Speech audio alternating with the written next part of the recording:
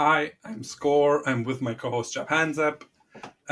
This is episode 7 of Players vs. Platinum, the trophy-related podcast where we talk about PlayStation, trophy hunting, gaming news. We answer your question, and in each episode we have a big topic to discuss, and today's episode will be about the dark side of trophy hunting. But before we go into that, let's discuss what we've been playing. Jansen, what have you been playing since the last episode? I am still stuck in my Call of Duty Platinum addiction, so I'm still chipping away at Black Ops 3, and I Wow. think for the next many episodes I'll always mention this. It's just a huge platinum with lots to do. Then the other one I have is Call of Duty Advanced Warfare, which is I've just got to finish the campaign. I'm like 5 missions in. I think there's 15, and it's a bit boring. So it's just I've just got to persevere and get it done. So that's Okay. it. That's the two games right now that I have playing. Yeah, in Call of Duty Limbo. Okay, Yeah, that's fair. That's fair. You've been really passionate about it. I love that because I don't have to suffer the consequences of your actions. exactly. Yeah. What have you been playing? I've been playing lots of the Fallen. I finally finished that game, and Nice. it was a nice Souls game. I loved it. I recommend it to people. But one trophy, there is always one trophy that was horrible, and it was about collecting all the armor pieces. And each armor, as we know, has 4 pieces, right? Helmet, chest, arms, and legs. And the way items are in the inventory and sorted, they are not sorted by name, not by type. They are sorted by weight. So you have a list of a helmet, then some hands, some armor chest pieces all over the place, and it's so hard to track what you have and what you don't have and what you still need. And man, this, yeah, that was horrible. But the game itself is really, really good. I love the platinum, and yeah, that's finally out of the way. Then, what have I been playing? Oh yeah, I started a new game, Claire Obscure. Everyone says it's game of the year, and so far I would say, yeah, good candidate. I love the game. It feels fresh. It is exciting. The voice acting is great. It looks visually stunning. For me personally, I have trouble adjusting to the mechanics because there is introduced so much and so many types of evasion, and it's a turn-based game, but it has so many real-time elements to it and new mechanics and types of attacks, and sometimes the enemies are very badly readable and you get hit and lose and stuff like that. So um, I am going to say it's great. Sometimes it's a bit frustrating, and yeah, I'm a bit proud of myself because I haven't looked at the trophies at all, not even a walkthrough or a roadmap or whatever, not even on PlayStation. I don't know nothing about the game, and I'm stumbling my way through the game. But it's fun, yeah. So that's the big number, and then I'm playing, or I have played Until Dawn on my channel, 2 streams, Saturday and Sunday, to celebrate 10 years of trophy hunting, which is super cool to me. 10 years ago, I earned my first platinum, or the second platinum that made me a trophy hunter. So that was cool. And I'm in the cleanup stage now, getting all the collectibles and killing all the characters and stuff like that. And of course, Red Dead Redemption, the big name. We will continue this journey on Saturday. Yeah, the streams are coming back. Yeah, that's what I've been playing. Do we have some news for today? Very nice. We do have some news because the games are coming thick and fast. I think going in order, Metal Gear Solid 3 Remake Snake Eater came out last week. So I think it's probably fair to say I think this is the biggest remake of the year that's come out. I got myself a copy, and Yeah. strangely, I'm not in no rush to play it because I played it Okay. so many times in my life though, and there's lots of other games coming out, so I will get to it soon. And Okay. then this week we've had two games come out. So we had Hell is Us, which is I don't know how to describe it. It's like a melee. People calling it Souls-like, but apparently it's very much not a Souls-like. Mhm. But it's a melee combat, I think semi-open world game. It has no map. There's no mission markers or anything. It's very much if someone tells you something, you have to remember it and go figure things out. So I will be reviewing the trophy list of that game very soon, or would have done by Cool. the time this episode's out. And then Mhm. the third game that's coming out that I know we're both interested in is Chronos: The New Dawn, which is developed by Bloober Team, who made Silent Hill 2 remake last year. So the best way I can sell Chronos to anyone that doesn't know about it is if you took Dead Space, Silent Hill, and sprinkled a little bit of Resident Evil on top, you would end up with Chronos: The New Dawn. Mm. Survival horror game, third person shooter. I think it looks pretty good. The catch with it is if you kill an enemy, I think you have to burn them to make sure they're fully dead. But if you don't, enemies can then merge. So even Mhm. dead enemies that you didn't burn, they can all merge together and they become a bigger enemy. So Mhm. it looks pretty good. And Yeah, it's definitely one that that's I'm interesting. very interested in. Yeah, I watched a trailer, and for the first time in years, honestly, I felt excited. I feel a bit hyped for a game, which is completely unusual for me. Because yeah, as you said, it had Dead Space vibes, it had Resident Evil vibes, and I haven't played Silent Hill remake yet, but it felt like something complete. Because the shooting and everything, yeah, I'm very intrigued by that trailer, and I have an eye on that. So that's super cool. That a game trailer has made me interested in a actual modern game that is coming out now. It's good. That's what they meant to do. But unfortunately, there's so many games that it's Yeah, not easy for them all to stand out. But yeah, this one definitely stood out, I think, to I both of think so us too. for good reasons. Yeah. All Hmm. right. I think So onto the yeah, topic. the topic, yeah, and the topic, as I teased it, the dark side of trophy hunting. We got a recommendation to do. Dave said, "Love the podcast. It carries him through the hated cardio training." And he has a question about the dark side of trophy hunting. How do you prevent pathological trophy hunting? How do you remain? How to remain? Sorry. How do you maintain a good mental health? So that is one question we will answer in this podcast. And yeah, this topic is so big. So we have bullet points. We go through this. And I think the first bullet point of what is the dark side of trophy hunting is yeah, staying up late. I think that's my biggest thing. We talked about this, Jahanzab.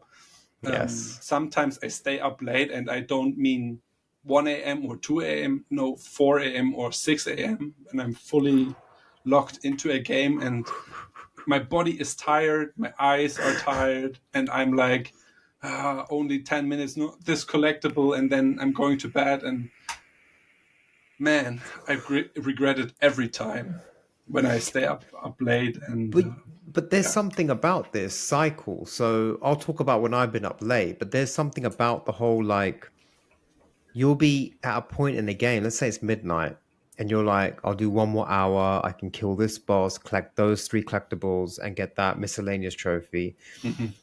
And then you do it, maybe you did it in the hour, and then you're like, oh, this area is nearly cleared. I just have to do five more collectibles and defeat that outpost. I'll quickly go do that.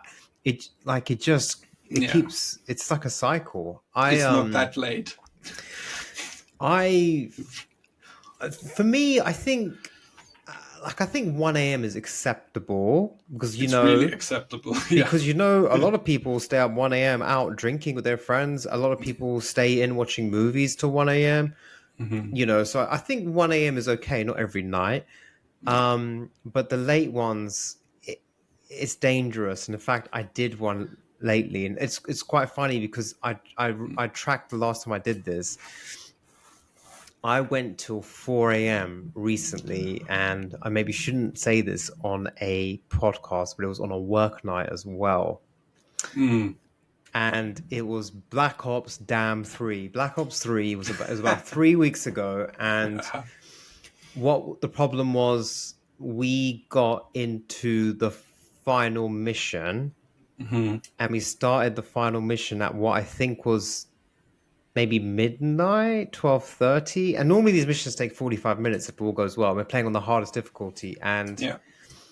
it opens with one of the worst fights in the whole campaign. It took us, I think that was an hour and a half, just that. And then the end of the mission drags on, like really drags on. And we were really tired. We were really annoyed with what the mission was doing, and we just kept dying. And it took me till 4 a.m. and it was so bad. What was Yeah. funny though was that the next day I was really active. I did like 100 chores. I think I was like, Compensating. let me make up for this. But and the last Yeah. time before that I was up so late was when I was finishing Jedi Survivor, and that was Mm. I think till like 3 a.m. And it was one of those where Mm. One kill one more. more One more. bounty hunter, Yeah. clear this region. Oh, wait a minute, I got to do one miscellaneous trophy. I'm right next to it. Now I'm next to Mm. another region. That region has one collectible. I'll quickly go get it. It just, Yeah. I think it's dangerous. It's very It's dangerous. dangerous Yeah. because if you play, when you're playing a game normally, no trophy hunting, you're just thinking of, oh, I'll finish this chapter or whatever, this level, and then I can do the next one. There's probably natural places for you to stop. Yeah. But when you're trophy hunting and you have so much to do, collectibles, collect the files, kill everyone, whatever you're doing, upgrade up weapons, find all the upgrades. There's always something to work on. There's always something to do. There's no way to just go, here's a good point to Mm. start my session. I think that's a big Yeah. problem. Yeah. It is good point. And maybe you are already annoyed at the game for dragging out too long. And let's get this over with. Yeah, just Mm-hmm. one more collectible. I want to be done. If I push through, then it will be over. I finished this today in this session, and it goes on and on and on. And yeah, That's exactly my mentality when I was doing Jedi Survivor. Like yeah. I think I finished the story at like say midnight, and I Hmm. was like, "Do you know what? I'm done with this game. Let's just get it done." And what I thought was going to be an hour became 3 hours, and I just kept Yeah, going because I was like, "I'll be done tonight, and that's it. yeah, Tomorrow's a new day and a new game." yeah, yeah. I mean, or you are in a grinding cycle for some item, and you're grinding, and the drop rate is shitty, and Yeah. come on, let's get it, and yeah. The most frustrating thing is when you try to push through and you don't get the thing you are trying to achieve, and you Yeah, it's go to bad. bed, it's 4 a.m. or 5 a.m., and you're like, oh my god, why did I do this? Why didn't I stop 4 hours early? Because 1 a.m. is fine. That's okay. 1 a.m.'s fine. 1 a.m.'s But fine. not 4 a.m. or 5 a.m. I Yeah, think when it so goes past one, that's when you're entering yeah, the danger zone. the Yeah. dangers are 100%. Yeah. 100%. The other thing as well, actually, with the whole staying up late, and this is another side effect of a side effect, is I don't know about you, this might be how my mind works, but when I finished Black Ops 3 at 4 a.m. A few weeks ago, Mhm. it's not like I've gone to bed relaxed and now let's go to sleep. I got into bed and I'm like, man, I need to grind out the camos. On mission 6, we need to do this. Mission 7, me and him, we have to do the robot thing. Like I'm like thinking Mm. through the game and I'm like, it's 4 a.m. You must sleep. You have to get up for work. Mhm. I'm not sure if I have that because I'm so exhausted at 4 or 5 a.m. Because you don't know, you might not know this. I have a sleep schedule where I wake up early, 5 a.m. in the morning every day, even on Saturday or Sunday most of the time, because I'm so used to it. And yeah, that's complete. I'm completely exhausted when I do that, and I'm not thinking about, man, I have to do that and this and that. Yeah, but I can see why.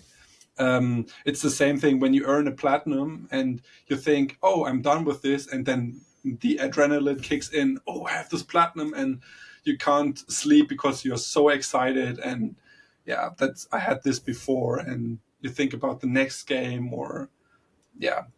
So that's trophy hunting can be quite a commitment and draining energy, and yeah. Um, yeah, playing too much is the okay. Playing too much. Have I another example of playing too much? I think I have recovered from this a little bit. I used to play very long hours on the weekends, 12, 13, 14 hours on both days, because I don't have many responsibilities, like I'm no parent Mm, or anything. mm. But now that I've turn down and focus on one game and don't rush through the games anymore, I play less automatically, and it feels good. It feels good. So I think I've kept that in check for the past month or so, or the last 2 months, with the new mindset. Yeah, I think I've. I don't think I'm too bad anymore in this respect, playing too Mm, much. I think that when I started trophy hunting, mm, it really took over, but I got very lucky. It was the right time. It was the pandemic. I was working from home every single day. So I didn't mind it. I think, if anything, what it meant was I didn't digest the games that much, because I would mm. like do a Yeah. platinum, and then like I would literally pop a platinum, and within 40 minutes I've got the bronze of the first bronze of the next Okay. game. Like, I'm like, Yeah. let's go, like, Yeah. next game, next platinum. And I Hmm. didn't ever just sit and just think about them. Like, I think I did the Uncharted trilogy in like 5 days. It was just like Mm. bang, bang, Wow. bang, bang. And Wow. then Wow. Wow. Yeah. um I think now I've got a balance. I have got some responsibilities, being married. Obviously, like you, I work full time. Yeah. I think the only thing I think of sometimes is, if I look back at my week, like, if I look at all the things that I can do, there are the obvious things we all must do. We all must sleep. We all must eat. We all take care of ourselves. All work, Yeah. Some clean housework. up. Yeah. Those are just things everyone does. I mean, you should be doing it, but everyone just Hmm. does, or presume you do.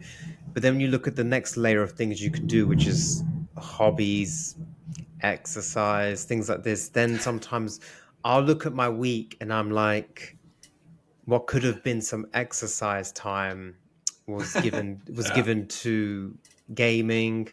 Hmm. What could have been walking outside is now gaming. So Hmm. sometimes I do find it hard to balance.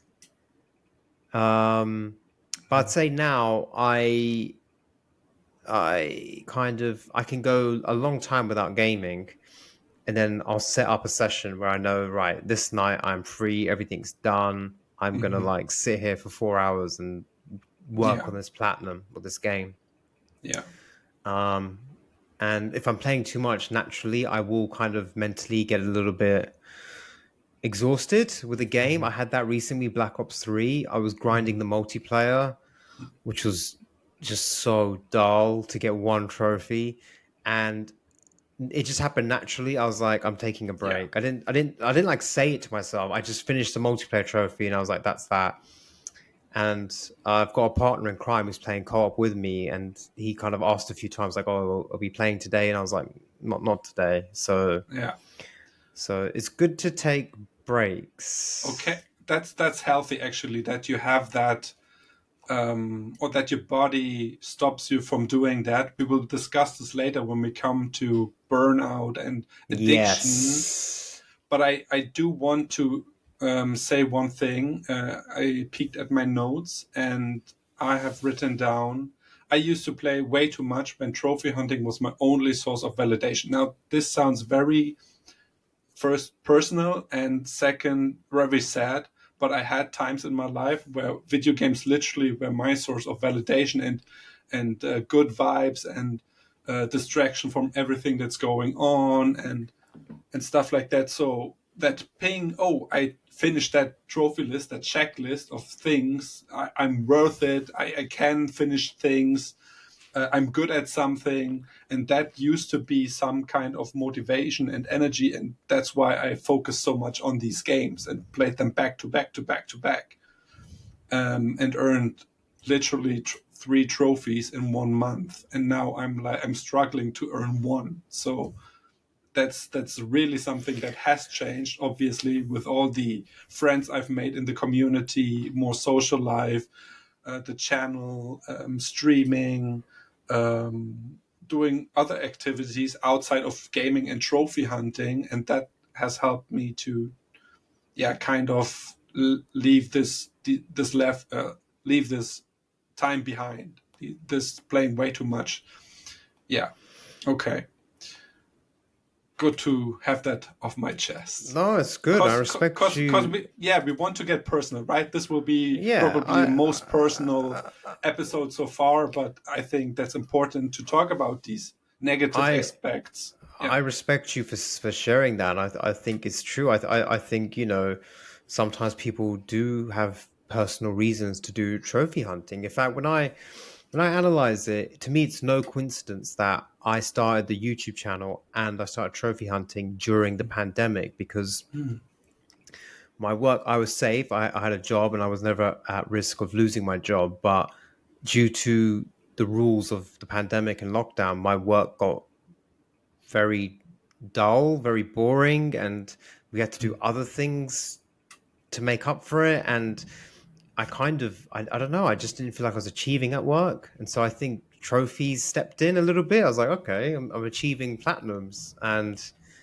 the YouTube gave me an outlet. So no, I think people do have personal reasons for getting really into trophy hunting. Okay, yeah. So the next point, bad trophies to exploit the community. Yeah, I have ranted about these types of trophies too much on the channel. What are bad trophies to exploit the community? Good question. For example, overly grindy trophies for no apparent reason.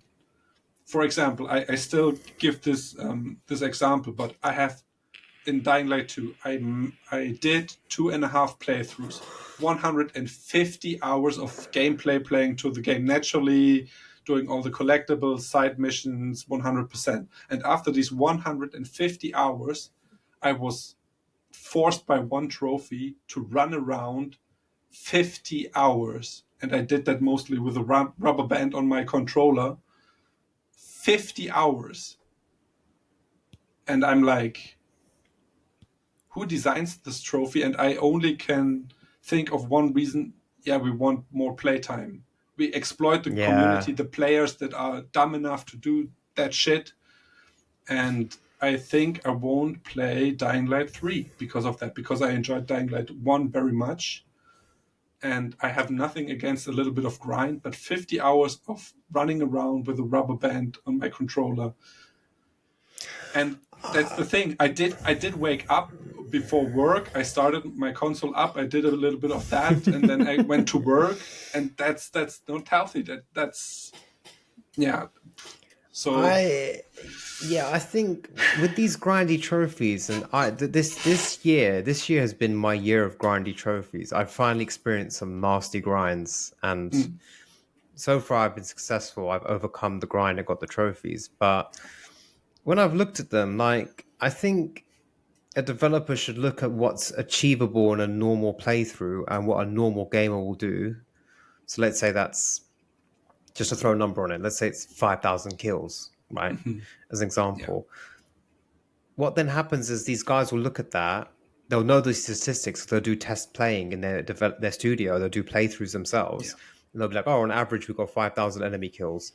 for the platinum, they'll be like, let's make it 50,000 kills. And Yeah, it's like, ridiculous. if you made it 10, it's like, okay, not too bad. I've got to do another playthrough maybe, or a Yeah, bit of grinding. But when they do stupid numbers, like exactly. I've had two trophies so far this year where I've been completely mentally numb. I'm not thinking, and Hmm. my hands are doing everything. I'm not even taking in what I'm gaming. Hmm. Space Marines, I had to kill Yeah. 41,000 enemies. When I finished the game, I was around 10,000 enemies. And I finished the game playing all the missions. Hmm. Like I did everything that could be done in the game. And yeah, I was barely a quarter of the way through. And then I had to grind out these kills, and it was mind numbing, mind Yeah. numbing. But well done to them because they recorded that I spent 70 hours in the game. Yeah, right? Well done. Exactly. Yeah, well done. Now People you played can. our game for 200 hours. How amazing are we? It's really strange. We are going to get onto DLCs soon, but they're both bad trophies to exploit the community. Is DLC New Game Plus? If there's nothing new to it. Here you go. Oh, you did it once. Play it again and get yourself a Yeah. bronze or a silver Yeah, trophy. right. With Yeah. nothing new though, except the usual. Enemies are a bit more harder. Yeah, You yeah, carry over your right. gear, Yeah, and yeah, there's yeah. one new sword in that location. Go get the one new sword. Yeah, Like, come on. exactly. And there are two types of grinds. The mind numbing that you can do while zoning out and doing something completely different. And then there are grinds that force you to stay on point the whole time. For me, it was the zombie trophies because you just can't check out. You get killed, In and in Call of Call Duty. of Duty Black Ops Yeah, yeah, 6, yeah. yeah. Or, for example, in Gas Station Simulator, you have to level up your popularity by satisfying customers. And for 66 hours, I cleaned a conveyor belt, scanned items, and if I didn't scan it properly, the customer would give me a thumbs down, and it would reset my or diminish my progress and would set me back. So I had to on point and make sure that I'm not making any mistakes for 66 hours. I don't know what the game is like today if they updated it, but when it came out, it was that or filling up some gas for some cars for I 66 think hours. this thing is crazy. It's It's crazy. crazy. Yeah, And that's. I think the grinds where you got to pay attention. I don't think I'm capable of this. I'm going to be honest. Like with the zombies, because I've got more experience than you with mhm. COD. I was able to just switch off. I had the same routine. I went to the same place, killed them the same way. I did everything the same for about 50 hours. Me too, but still And I had to pay attention because otherwise I would be overwhelmed and yeah. so So yeah, it's just it's stupid. and these are designed to exploit the community. No one has that much fun doing something for 50, 60, I don't know, 30 hours that adds nothing to the story or whatever to the game. Yeah, because we're not even talking about like end game or anything like that. We're just Yeah, talking about doing the same thing again and again and again, yeah, and it's yeah, unnecessary. yeah. Yeah. Okay, I rented a lot. Yeah, okay. The next thing would be shovelware. I don't know how much we want to talk about this because I think that's pretty well known, right? And I think I haven't heard about shovelware in quite some time, actually. Um, Uh, so when do yeah, you hear about it? I don't know. I don't know. yeah. I never really hear about I it. mean, when I look at trophy list reviews, Oh yeah, yeah. when people play easy games or yeah, it's not that not that much in my focus anymore. But I think Uh, we have to have you- it we in the we have to talk list. about it, and what it comes down to is the bad thing, the dark side of why shovelware is a dark side of trophy hunting is because most of us, all of us probably, trophy hunters start off as normal gamers, and we all have Mm, the games that we like, whatever those games are: Mario, Zelda, Hitman, Batman, Elden Ring, whatever you like, and you play it. And then what happens is you start platinuming games that you like or games that you're good at, and then you get addicted to the platinum hunt and the dopamine of the platinum being popped and the numbers going up. Oh yeah. And then where it gets dark is you stop playing the games you're passionate about, the games you love, the games that got you into gaming and got you into trophy hunting, and all you're doing now is playing jump on the poodle, jump on the envelope, jump on the table. I don't know what they're called, but you know those games. Yeah. And now you're just playing shovelware just to get your numbers up, and now you're not gaming the way you should be gaming, the way you want to game. Yeah. And it's bad. And Well you said. know, I think there's been in the last year, actually, one way I see shovelware coming up in my life is when I check gaming news, I see some PlayStation websites complain about how much shovelware shows up on the PS Store. And from what I can see in my experience, they've done a good job of not removing it, but making sure it's not coming up in the first however many games you look at. For me, it takes ages for me to find shovelware on the PS Yeah. Store. Like I really have Same. to scroll down to the bottom, you know. Yeah. So I think that's good, and it's just strange. And I've made a video on it before where I looked at the top of the leaderboard on PSN profiles just out of interest to see what their days are like, and it's like 12 shovelwares a day. It's Yeah. crazy. Yeah. It's a world that I don't know. I don't understand. I'm not gonna lie. People are more motivated by numbers going up, I guess, than experiencing a game. I don't know. Yeah, it's if you've reached a bad point where you're just playing loads of shovelware, I suggest you pause, delete them off your PS. They'll always be there. You can download them again. They're all tiny. They're like 30-second games, so they take 2 seconds to download. Delete them off the PS and just go play one of your top favorite games of all time. Even if you platinum that, just go back and play that and reconnect with what it is that you like when you pick up a controller. That's my advice. That sounds lovely, actually. And yeah, so I have nothing to add to that. Honestly, I'm done with it. I'm happy to have overcome this because I have some easy games on my list, very easy. Yeah, I think me too. the easiest thing is the slide or my name is Oh, Mayo.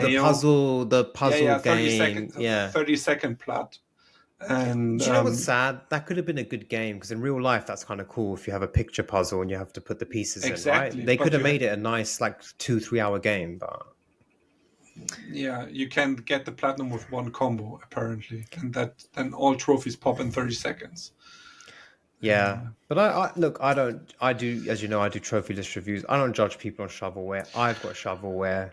I've got plenty of shovelware, and sometimes you just it's like in real life, you have some bad fast food sometimes. Yeah. Yeah.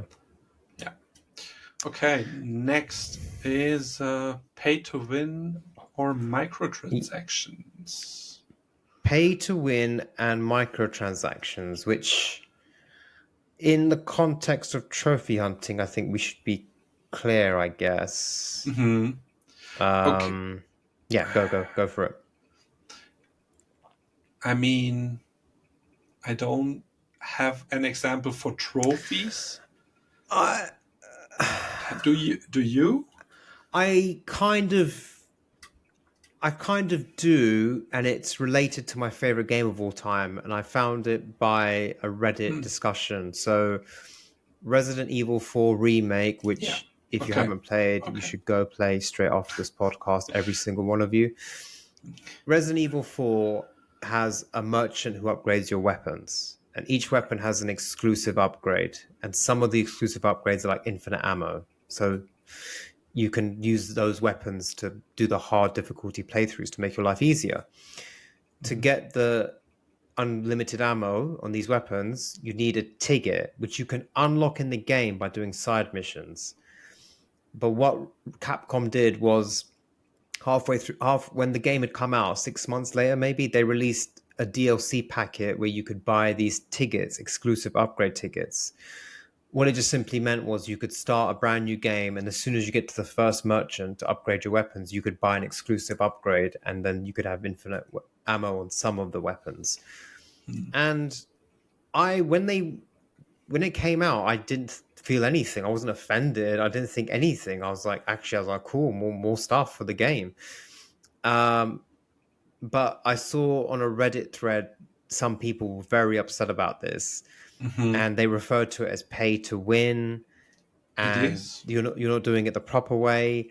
Hmm. And then I saw a counter argument where this guy came on and said, I'm a dad. I have two young kids. I can only game every Sunday night for 3 hours. I love this game. I want to platinum this game. This is going to help me achieve the platinum in my limited time of gaming.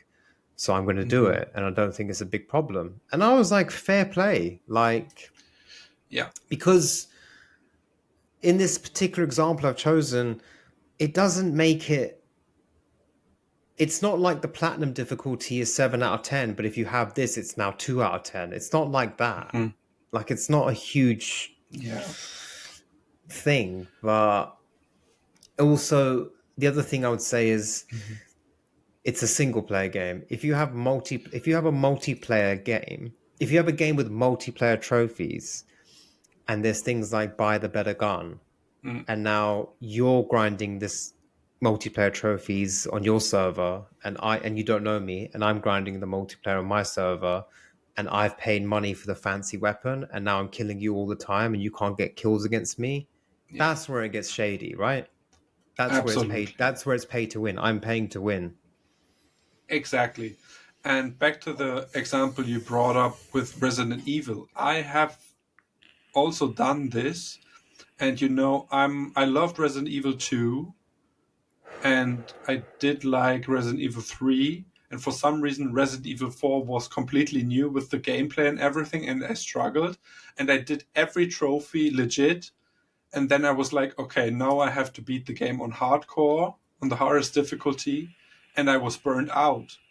And I asked myself, do I want to sour the game and push through and say that, yeah, I've done it legit, I'm a hardcore gamer, or do I want to remain that good stuff that I have, all the memories, and be done with it and have fun.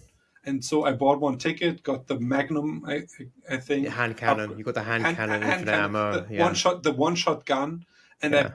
I got that, and it was so much fun after all the stress, because I remember my first playthrough, I struggled on standard difficulty. I almost gave up on standard, and blasting through the game almost with a hand cannon. It was so much fun. It was still a little bit of challenge, but by then Yeah. I knew the game. I had done, I don't know, 3, 4 playthroughs, and it was a good ending, a good end, a good finish, um, with that playthrough, and I was happy that this option was a thing, because I otherwise I might have given up. And so, of course, it doesn't feel as good now, but I have the game in my heart now. It's a good game. It's not my favorite game, but it's a good game. It's a good experience, and I think that is what counts, right? And so, yeah. But I find it a little bit shady that they offer this. I mean, I'm I I'm two I hear ways. you, I hear you, and with Capcom, what I've come to realize, particularly with the Resident Evil games, is everyone knows people do multiple playthroughs of Resident Evil because there's Mhm. different challenges: speed run, gun only, knife only, no Mhm. healing. There's all these cool things. Some of them are part of trophies, Yeah. and I think they do this for us to have fun. Mhm. I don't think they released this ticket going, let's help the platinum people. I don't think they even thought about that. No, no, no, no. I think they just thought there are people like me who love the game crazily and play it every 2 months without fail. That, Mhm. oh, let's make their lives a bit more fun. They can take this, apply it to any weapon, and just have a crazy playthrough. So Mhm. yeah, it was funny. It really it really annoys some people, and I just think I'm like, always remember you don't have to buy it, and Yeah, it's a single player game, right? So, but yeah, pay to win for multiplayer trophies, I think is shady. yeah. All right. Excessive DLCs. I mean, we have talked about this, right? Power Wash Simulator. After the plat, the game sits at 47% completion rate.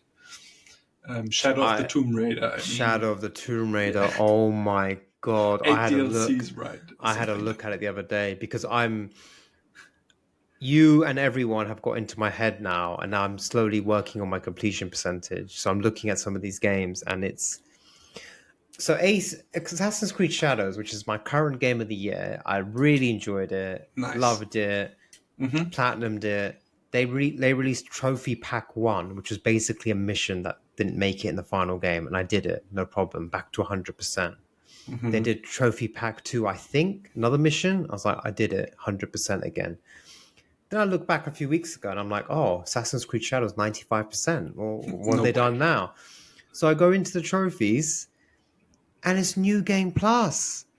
It's like you have to reach level 80. It doesn't call it New Game Plus. You have to reach level 80 and knowledge rank 10 or something. And in Mm-hmm. the guide, it says, yeah, you have to do it on the playthrough to get to that level. And I was just like, I've just given this game 65 hours. I've platinumed this game. I really like this game. Mm-hmm. And yet, less than 6 months, maybe 6 months later, 5 months, they're asking me to do it again for a trophy. It's too Yeah, much. exactly. Yeah, it's that's why I'm so happy that I'm not a completionist and I don't have a completionist mindset. But I'm very interested in the mindset of that, and I sneak peek. I asked on my channel in the community tab if someone is willing to be interviewed by me with a completionist mindset, and some people um, replied and said, "Yeah, I'm interested." So we might get an interview with one or two or three completionists because I really want to explore their minds. What makes them go, "Oh yeah, new DLC, let's do it." Well, it's our next topic, the completionist mindset. Oh yeah. Um, I mean, there are some people who they don't look at it as getting the platinum. It's getting the 100%. Yeah, And right. that's like its own sub community of people. Yeah. I've I th- I have two hearts in my chest beating. On one hand, I feel like it's cool.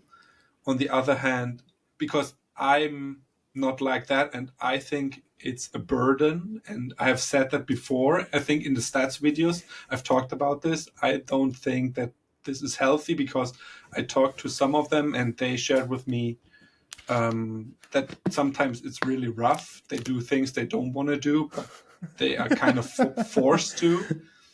And then lots of comments were like, "No, it's completely fine. I do this in a healthy way, and no problem at all." And I'm like, "Okay, that's fine. That's cool. If you're having fun, that's really cool." My mind can't wrap around it because I'm mostly burned out, or I was often burned out after the platinum, and I can't imagine buying a DLC and going back to it. Only a few games have done that. Bloodborne, I love the DLC. yeah. The first House Flipper DLC, because I'm like, yeah, okay, that's cool. But now they have, I don't know, six DLC, and I'm like, no, I'm not doing that. I don't love the game that much. Um, yeah, so It's a different commitment. I mean, I've been going through. I'm actually going to make a video on the channel discussing my plan for improving my completion percentage. mm-hmm. And what's the hardest is I'm picking up games I platinumed a year or two ago, and I'm like loading it up for the DLC, and I'm like, how do I change weapon? Yeah. How do I throw the grenade? Like, I'm like, how do I play this game again? Like, I don't remember. Now I have to get get good again to get these DLC trophies. So Mhm. Yeah. it's also expensive, It's yeah. especially if you buy them full price. Because the thing that I do is I use the wish list on the PS Store. I highlight DLCs I really want, and I only wait for them to go on sale. Only Mm, when they're on sale, I will pick up the DLC. I don't care if it takes how long it takes. that's a good idea. Yeah. But if you're doing it straight away, as soon as it comes out, I don't know. Yeah, you are at will from these developers or publishers, right? They demand you now open your purse, pay for what we've given you, and And and also a game could keep dragging because like you'll know this because you platinum this. I haven't. AC Valhalla has like I don't know 7, 8 DLCs, and they're serious. They're like some of them Mhm. are Yeah, big. Some yeah, of them are like mini stories. Bear in mind, Valhalla is a huge game. It's a yeah, 120-hour game. So yeah. imagine a DLC. A DLC is like another game if you think about it. So you could have done like 160 hours of Valhalla and be like, I'm so sick of this. And the next month, Ubisoft are like, guess what? We've got the new expansion. You know what I mean? It's like, Hmm. you just, I don't know. But Yeah. it's a mindset. It's a mindset, and when I look at a list from a completionist, it does look sexy and fancy and satisfying. 100%, I, 100%, I, 100%. I It does have, look good. I've reviewed a few and I'm like, whoa. Like, I'm like, whoa. Yeah, Like yeah. 100%, 99.7%, only because they're in the middle of a new game. It's Yeah, crazy. yeah, they are in the It middle of one is. game, and yeah, I'm impressed by it. it's I'm yeah. impressed. And here we are sitting at 65% completion rate, trying to get to 70, I maybe I think 75. anything above 50 is good. Yeah, That's my opinion. I that's think. pro. Yeah, I think so too. Yeah. I mean, All right, we've got an interesting topic next on the dark side of trophy hunting, which ooh, yeah.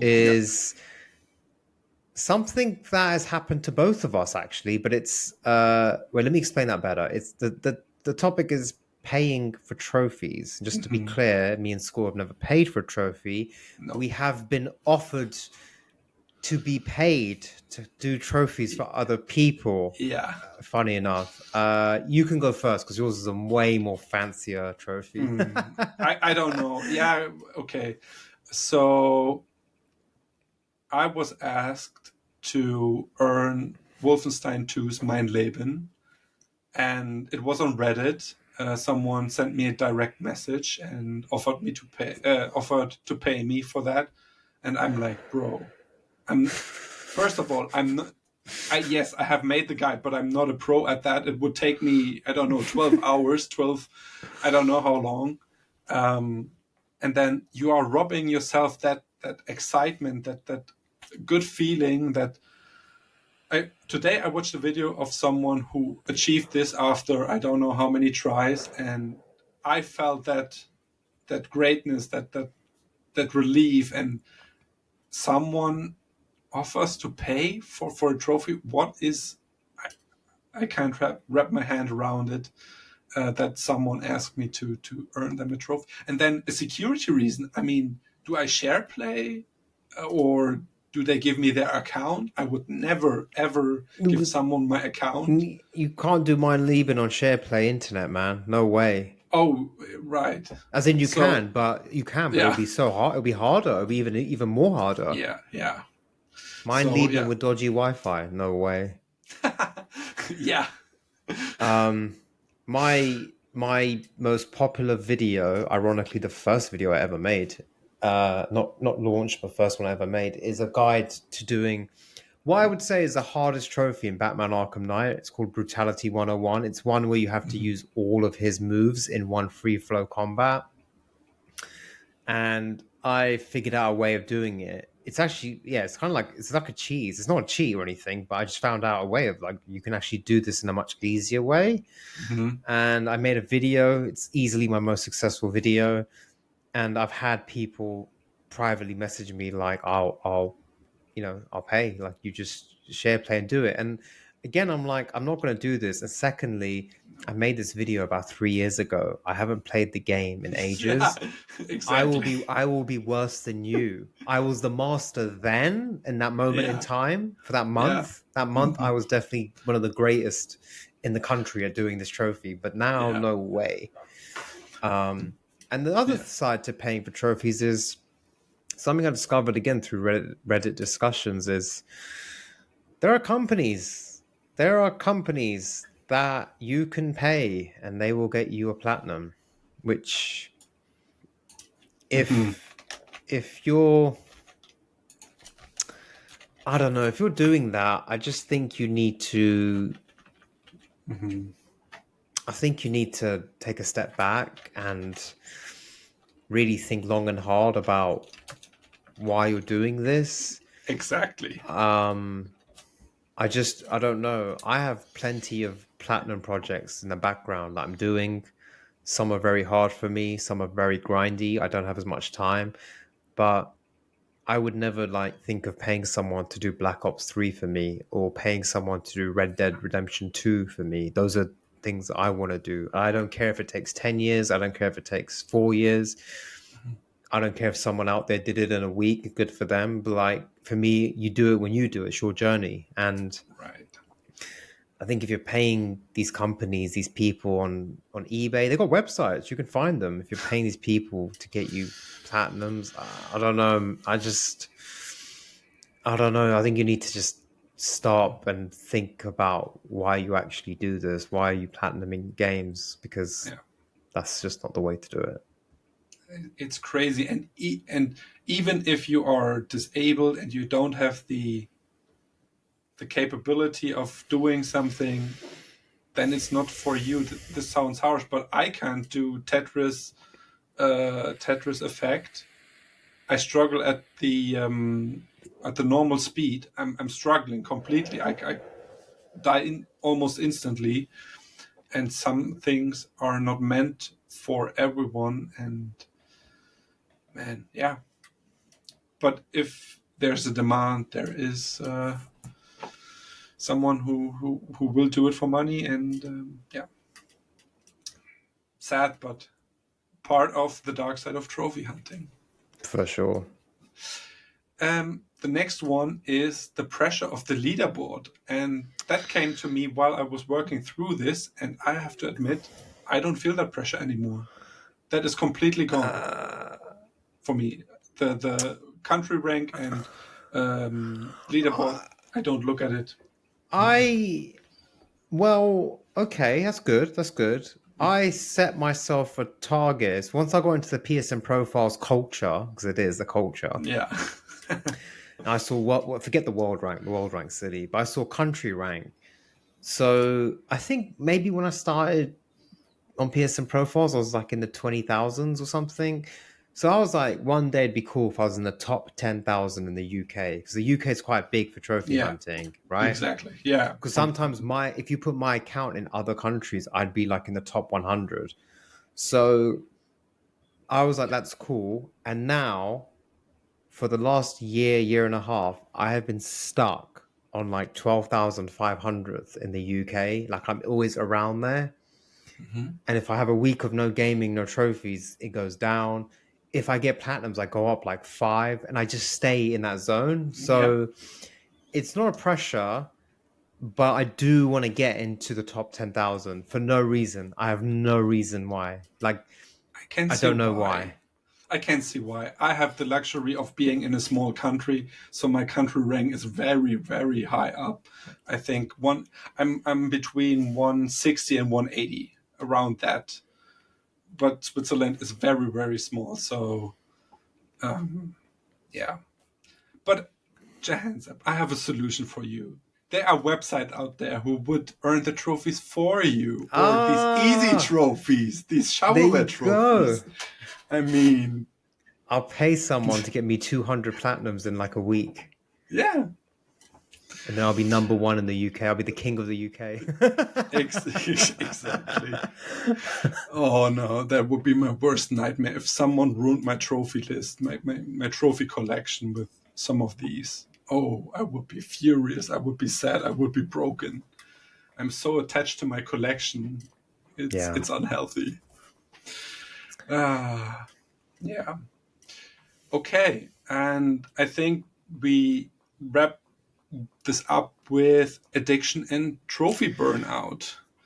A very dark topic. We have Yeah. kind of spoken about it. At least I can say I was addicted to trophies at some point, because addiction means you forget about your real life things you have to do, and you focus only on your habit, on your addiction. And I definitely did that. I didn't sleep enough. I was I wasn't doing any activities outside of gaming and so on. So, and I realized that I was addicted way later, when I got out of it, when my habits changed, because my social circle changed. And yeah, it's sad, but it also feels good to see the progression of my journey. And yeah, it's definitely a very dark side. If well done for saying that. And if that's the definition of addiction, then I can say I've not been addicted, although I do have felt like I have been in the past. But burnout is a big problem for me, something I have suffered from quite a lot. And Mhm. it's led to times where I can go like, not recently, thankfully, but I can go like a month without gaming, and I can have those periods where I'm sure some of you can relate to this, where you sit down, you got a clear evening, you finish work, you want a game, and I've started game one and I've quit it 20 minutes. I've started game two, and I'm like, no, screw this, I don't want this. Game three. And I've literally launched like 5 or 6 games in an evening. And then I've become really frustrated, and sometimes platinums can burn me out. And then what ends up happening is I go back to playing the one game I'll never get burnt out by, which is Resident Evil 4. Trademark. That joke is trademarked by Yeah, you. literally. And But then, it's good. It's good. but I Yeah. think then you have to just do something you really like and enjoy. And, Mhm. I've got a really good backlog. I've created a lot of games that I want to play. And, recently I've fallen down this bizarre, it's not bizarre, but this like Call of Duty Platinum Mhm. rabbit hole. And I've enjoyed it. I've really liked it. And I've just kept going back and playing these games. And, um, when I do get burnt out, like I did recently with Black Ops 3 for like a week, I just walk away and take a break. But I think burnout can be a Same. real problem. And I think if you've had a period of a long time, like months of gaming and getting platinums, and now you can't get the next game ready, like you can't click with the next game, and you're getting frustrated, I think it's actually time to just put the controller down, Exactly. like totally down, and just go do other things in life. Go watch a movie, go to the cinema, go out. Mhm. You know what I mean? Spend the weekend doing other Yeah. things. Don't even Don't touch your play PlayStation anything or at your all. Yeah. Xbox. Yeah, Yeah. yeah, seriously. Yeah. And then it will come to you naturally, that desire, like, oh, I really want to play a game. Yeah. There are three that I've got. Let's pick one. And then it will just start coming. So it could Mhm. be a real problem, burnout. Really, really big problems. Really, yeah, it's really affected me a lot. Yeah. Especially, I think last year was bad, really bad, Okay. but Yeah. seems to have got better. Yeah. I won't talk too much about this, because I have a video in the works that discusses this topic, trophy burnout, where it comes from, how to deal with it when you're in the situation of having a trophy burnout, and how to get out of it. But yeah, like you said, it's when you do the thing for too long, you don't enjoy. You do the things you don't enjoy for too long. That's the way. Then trophy burnout happens, and it happened to me 3 times in my career, on my journey, whatever you want to call it. And the first time it appeared, it was when I went from 50 platinums, and I wanted to achieve 50 platinums in a year. I never had set any goals before that, and I was curious how far can I push myself. And that year, I think it was 2022, I burned out, and I literally couldn't. I felt sick. My stomach was sick, and I literally thought I would throw up when I thought about playing games. And I stopped playing games for a period of time. Then I played a little bit without looking at trophies, and then I got back into the habit. Yeah, so that's a real problem. It has affected me in the past. And to wrap up the question from Dave, he asked, "How do you remain with a healthy?" What was the question? Let me check. How to maintain a good mental health? Yeah, healthy trophy hunting, basically. Healthy trophy. Yeah. Don't let trophy hunting be the only source of validation and success and fun. Try to do other things. Go outside, talk to people, read a book, do something you're excited about. And I think that will level out the things. Don't take it too seriously. Ask yourself, am I having fun doing this? Or am I just for the for the trophies, for the numbers? I think that's a good indicator. What's my goal with the trophy hunting? Play what you enjoy. Play what you enjoy. Platinum what you enjoy. Yeah. Leave the game if you're not feeling it. Yeah. I think that's the most important part. Look at how fun it is, and take a break. All right. Wow, that was a long conversation. I really enjoyed. I am passionate about this, about healthy trophy hunting.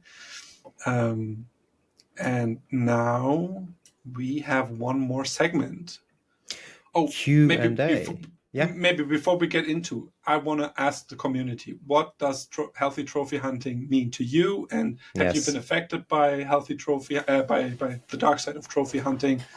Please share your stories in the comments. It can be small, it can be large. We love to read your comments. And if you have any questions about anything, feel free to put your questions in the comments and we will answer them in the next episode. Okay. We have 5 questions. The first came from HGT, and he said, "Do you guys like to Oh, sorry, it's late for us. It's the first time we are recording at night or in the evening. Usually we record Saturday morning or Sunday morning, but now it's on a Monday."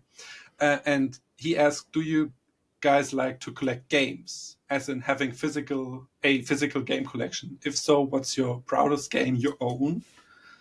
And he says, "Good work on the podcast, by the way. I found it a couple of days ago and I made my way through all the videos." So thank you, HGT, for finding the podcast and watching all of this. Jahansa, do you like collecting games? Well, thank you for your question, HGT, and they're probably very much out of focus, but over there is all my physical games. So I do. I always collected physical games, but then when the PS3 onwards allowed you to buy it digitally and download, particularly with the PS4 generation, I got a little bit lazy. I got a bit convenient. Buy a game digitally, download it, you got it there, the next day based on my internet. But with the PS5 generation and listening to a lot of you guys being passionate about physical media and in general as well, I'm very passionate about films. I think it's good to own your media. I have been collecting physical games and I've got a huge amount behind me and I keep adding to my collection. I get secondhand games, new games. I look for them on sale. Proudest game is probably, excuse me, I would say I've still kept my Nintendo 64 collection from the 90s, which was my first ever console. And I've got some bangers in there, but I'm going to have to pick my GOAT N64 game, which is Legend of Zelda Ocarina of Time. Nice one. I approve. I never had an N64, and I'm not a big game collector. I started collecting games when I got my PlayStation 3, when I was well over 18, because I was able to buy games for the first time, because I grew up in a household where we don't worship games or played many games. Um, the I can tease you. I made a picture. I took a photo. I don't know if someone can Yeah, I see can see this. that. I can see that. It's round about 80 games from PlayStation 2, mostly SingStar, and then PlayStation 3, PlayStation 4, and 5. Yeah, I counted them around 80.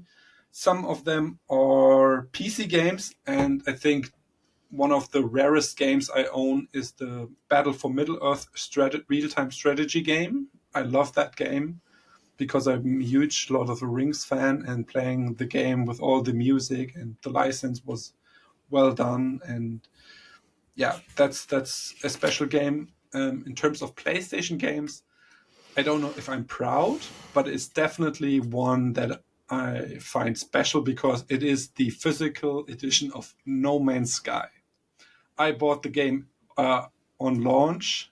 I think one day after. I wasn't hyped. I didn't know nothing about the game, and I played it when it was bare bones. I platinumed it in a week, and yeah, then let it be. And now the game is so full of updates. I think they just released an update where you can walk now in your ships, and the game is getting bigger and bigger and bigger. And yeah, but I have that bare bones version one, Day one. day The one day one edition. version. Yeah, so I think that's very special, but I don't know if it's rare or not. Yeah, so and to round this up with, I started collecting games, but then I lost or not lost. I didn't have enough space to keep going, and then I stopped collecting, and then COVID happened, and money was rare, or I hadn't enough money, and so I was converted to buying more digital because the prices are better, and I hate that, but I'm starting to collect again. I have Silent Hill 2 remake in a physical copy, Resident Evil 8 as a physical copy, which I'm very happy. I will play that. So yeah, I'm starting to get back into collecting games because I do think we should own our medias physical. Mm-hmm. That is 100%. important. I think so. Yeah. Okay. Thank you, HGT, for your question. The next one is from Gamer Mike 25. I'm looking to try Souls-like games for the first time. I've got Black Myth Wukong next up on my playlist. Some reviews say this is a Souls-like, where others say this is definitely not. Do you consider Black Myth Wukong a Souls-like? Are there Souls-style games that provide a shorter experience that could serve as a good introduction to the genre for someone completely new to the style? Black Myth Wukong. You haven't played it, right, Jahanzeb? I have not played it. Me neither, so... My understanding was that it is a Souls-like, and to define that, I am not an expert. You're the expert, but I think difficult bosses, not much obvious story, perhaps. But I do think the main thing is, I think when you die, you lose your items, experience. your things, your souls, whatever, and then you have to go back and get them, which I think is the most defining thing in a Souls game. Difficult, yeah, and that's the core of it. I don't know. I haven't seen much of the game. I haven't read any reviews. I haven't played it, so I can't say if it is or it isn't. What I do know is I have not heard one person say a bad thing. So if Gamer Mike, you're really up for this game. I've heard great things about it. Like, really, it's very highly regarded, and it does look good. I've watched gameplay; it looks amazing. So, Mhm. but the second question, and again, I'm not an expert, but I have one I could recommend, which is Mortal Shell. Mortal Shell is a very short game and is considered a Souls-like. Maybe check out that gameplay. That could be one you try yourself in. I know you've got a good recommendation score. Yeah, I have actually two. One is Another Crab's Treasure. I earned the platinum this year. It is lighthearted. You are a crab that loses his shell due to tax evasion or to tax fraud or something like to do with taxes, and you go on this adventure to find a treasure to buy back your shell. And it's lighthearted. It is actually not that long. It has difficult bosses. And if you struggle, there is an option to make it super easy, which I'm not approving, but it is a good beginner Souls like. My recommendation would be actually because I do love the From Software Souls like, the OG Souls likes. And my recommendation would be go through the games, watch trailer, and pick the game you are most excited about and play that. Because I think your first Souls experience should be a game by From Software. So yeah, that's my recommendation. For me, it was Bloodborne, but it might be Elden Ring or Dark Souls or whatever, Sekiro. I think because I do love the From Software titles. They do give you the best introduction to the series. And oh no, my thought slipped. Um, yeah, play the OG the OG Souls game by From Software, and yeah, okay, it's back. The first Souls game will be the hardest Souls game, I think. So because you are not used to the gameplay style, the frustration, the mechanics, you haven't built that muscle of endurance to overcome the situations, the bosses, and every game has these one or two or three bosses where you get stuck for hours, for days maybe. It is completely normal. You will find ways to overcome this, and it doesn't matter if it's Another Crab's Treasure or Bloodborne or Black Myth Wukong. So yeah. Then we have question one from Jules. How do you think gamers produce guides so fast? For example, collectibles, how do they find them so quickly to create their guides? It takes sometimes hours for the average gamer to collect them, even when using the guide. Do you think that they have inside information from the developer team? Good Good questions, question. Good right? question. Yeah, good I've question. thought about this as well. So Good my question. theory is they get review copies and beforehand, before the release. I don't know how much time they get for that, but they do get review copies. And my second idea is that they have teams. They have Yes. multiple people that go through the level, check out every inch, every angle, turn every stone, turn around every leaf, and then I once, I don't know where it was. I don't know if I can ever find it again, but there was like some Q&A with Power Picks. And Power Picks is a group of people, it's not one person. And someone asked them about collectibles, and they actually said they break up each, wherever you are in a game, they break up each zone into a grid, vertical and horizontal, and they just oh, literally up, down, horizontal, horizontal, horizontal, and check everything. I wouldn't be surprised if developers do possibly help because yeah, it helps sell the game. If a game come if Kronos comes out and 2 days later on YouTube is complete platinum guide in 20 hours video, you know what I mean? It's some people who aren't that good or are not sure, they might be like, oh, I can buy the game and I can follow their guide. But yeah, I think people get it early and study study the hell out of it. It's crazy. yeah, the dedication. because you have to be good. We discussed this actually in our last episode. So if you are interested in guides and our opinions on Yeah. good guides and bad guides, you can check out episode 6. But yeah, I do think it's teams and they are meticulous, going up and down, and they might get some help from the developers. I don't know.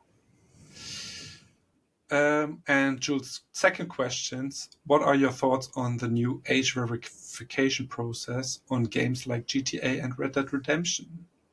So I have not heard about this. This is news to me. Is this for future games or I think it will be GTA future 6? games. Okay. Yeah, possibly. Yeah. Okay. I I think there should be checks in place beforehand. So I think if you go and buy the game physically, right? If GTA 6 gets sold in a shop, which it will, the shop should be responsible. Like, if there's like a 9-year-old trying to buy GTA 6, you say no and you check ID, right? Like standard. I think ideally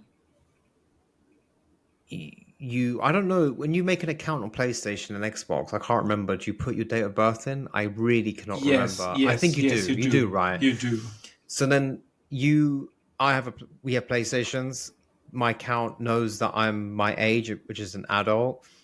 So then when you load the game up physically or digitally into your PlayStation, it should be able to read that this is an adult account. We don't need to ask this person again. So I don't think the games need to necessarily have the age verification. I think the process should be a step back, a step before. But then again, it's so easy to make an account because there's no requirement to verify that birth date. That's true. It's true. You could also have kids playing on their parents' accounts. So or that. Yeah, but I don't know. I just don't want this extra step when I load in a game. Yeah, like when I load GTA 6, I don't want to be entering in my birthday or something or scanning my ID. I don't know. Yeah, I just scanning my ID, because putting a date, okay, is fine. Yeah, but it's not really a check. So, and I don't want. Yeah, I mean, I think I would have hated it as a kid, but I don't care as an adult really, because I'm an adult. But yeah, I don't want to be verifying my age, because it's because of my love for privacy, and it's a tricky, because I'm all for child protection, and I grew up in a household where my parents were very strict. I didn't play games above my age, or very late. Maybe I played GTA 3. Yeah, I played GTA 3 before I was 18. But I think that's it. It's part of growing up, I guess. But you should, if you have a 7-year-old or 9-year-old or 12-year-old, you should be looking for what they are playing. I think the stores and the parents should look, and take care of the children and protect them from playing GTA 6, for example. So, yeah. I'm happy that I have the GTA 5 Platinum, because that saturates me. I'm satisfied with my GTA thing, my GTA hunger, and I don't think I will play GTA 6. Let's see. Just say famous last words. Let's see next May. Let's see in May 2026. Yeah, I'm not intrigued, but yeah, maybe. But then again, I have Red Dead Redemption 2 to complete, Red Dead Redemption 1 to complete, so I'm pretty stocked on Rockstar Platinums, or games. Okay. Thank you for the questions, guys. Yeah, a good selection. No, I wait. thought that was So the last one. four and one. The recommendation from Dave. Okay, yeah. Okay, go ahead. Yeah, thank you guys for the questions. Much appreciated. Some very good ones as well. Very good, Thoughtful, diverse yeah. questions. Let us know in the comments which aspect of Dark Side of Trophy Hunting most resonated with you. What you think about what does healthy trophy hunting look like to you? What do you think is a good balance to have? I think this was a good one. With Yeah. lots of different mini topics to cover the big one. I think, yeah, on behalf of both of us, thank you so much for watching. Please hit the like button. If you're enjoying the podcast, please consider subscribing to the channel. We are launching a podcast episode minimum once every month without fail, always on the first Sunday of the month. And we appreciate all the support you guys give us. If you have any questions about anything to do with gaming, trophy hunting, send them in and we will answer them as And best as we can. and suggest topics we should cover. What topics are you interested in, guys? As you can see, Dave submitted his question, his topic, and we covered it. So keep them coming. We do appreciate your support. See you guys next month. Yeah. See you in the next podcast.